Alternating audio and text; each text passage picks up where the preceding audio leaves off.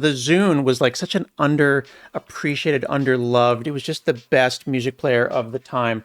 I've got a Zune 30 here, Zune HD, the tiny Zune. It's 2023, and I want to get the Zune working on my PC. 4 different things. Is it up to date? Does it need to be up to date?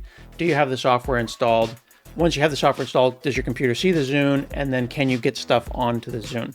All of those things add up to a complicated problem in 2023. First, when you want to update your Zune, there is a zuneupdate.com website, which is not run by Microsoft. It's actually run by a very awesome community member. When the Zune software phones home to say, hey, I'm a Zune, update my firmware, there's nobody listening on the other side. So it's like making a radio call and no one is listening.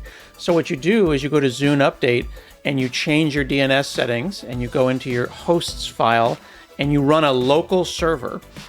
So then when your computer goes out to Zune.net, it turns around and comes back and it's talking back to itself. So then you can update the firmware on your Zune with resources and tools at Zune Update, which is really, really cool.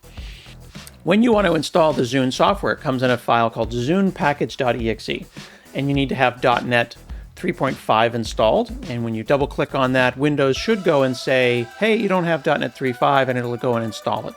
You can also go to Windows Features and install it manually.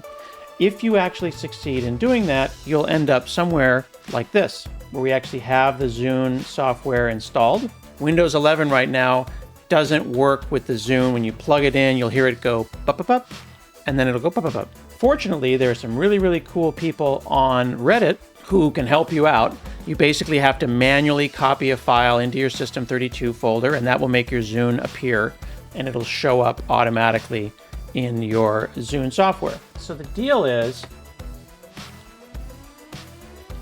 that when you copy the file in, it's being copied into Windows System32 into a folder called ENUS, or English US.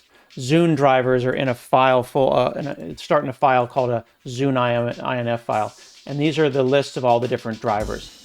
Things go wrong when we get to this Zune co-installer.dll because there's a MUI file, an MUI file, that does not have permissions to get into this folder. So this MUI file can be copied here, but it can't be copied there. Trying to figure out why this is, but the solution is you get admin, you take over that space, and you forcibly copy the file into there. So we're trying to figure this out right now. Usually you can go and run what's called a take own, and I'll show you a video of what that looks like, because the issue that you're going to have will look like this.